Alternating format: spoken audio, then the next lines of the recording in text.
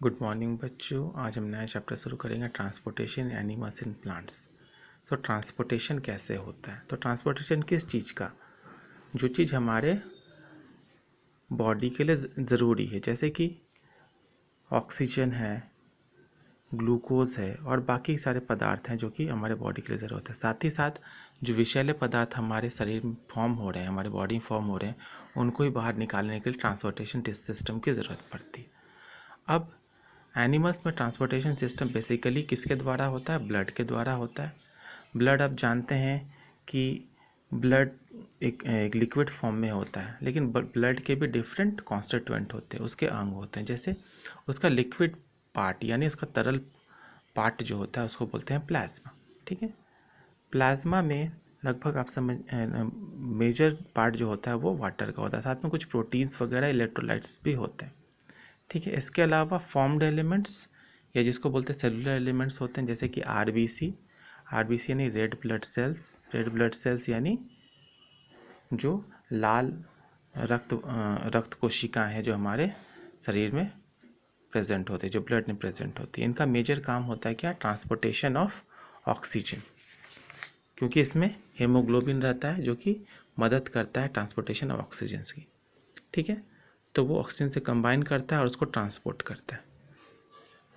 दूसरा है white blood cells. हमारे शरीर में जो प्रतिरोधक क्षमता यानी ऐसी क्षमता जिसके माध्यम से हम जितने भी विषाणुओं से बॉडी में जो भी विषाणु हमारे बॉडी में जीवाणु विषाणु इंटर कर जाते हैं, उनसे लड़ने की क्षमता किसमें होती है? WBC में। ठीक है, वो हमेशा निरंतर इन इन्फेक्शन से लड़ता है, तो हमारी प्रतिरोधक क्षमता के लिए WBC रिस्पॉन्सिबल है, यानी वाइट ब्लड सेल्स।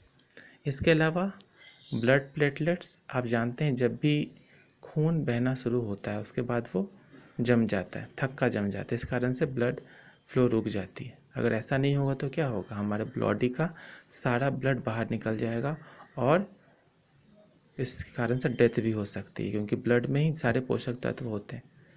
ठीक है, तो इसके लिए ब्लड क्लॉटिंग के लिए या ब्लड जमने के लिए कौन रिस्पॉन्सिबल होता है? वो होता है ब्लड प्लेटलेट्स।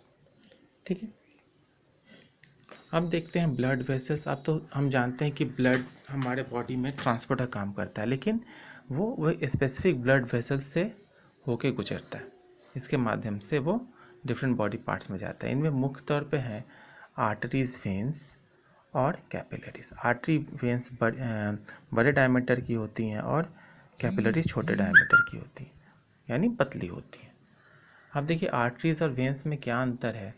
तो arteries basically oxygen rich blood carry करता है और veins basically carbon dioxide rich blood carry करता है। ठीक है, इसके अलावा कैपिलरीज जो हैं, जब भी आप देखिए आर्टरीज जब भी किसी ऑर्गन में एंटर करेंगे तो कैपिलरीज के फॉर्म में एंटर करेंगे, और जब वो ऑर्गन से बाहर आएगा तो वेंस के रूप में। तो हम ये समझ सकते हैं कि ये एक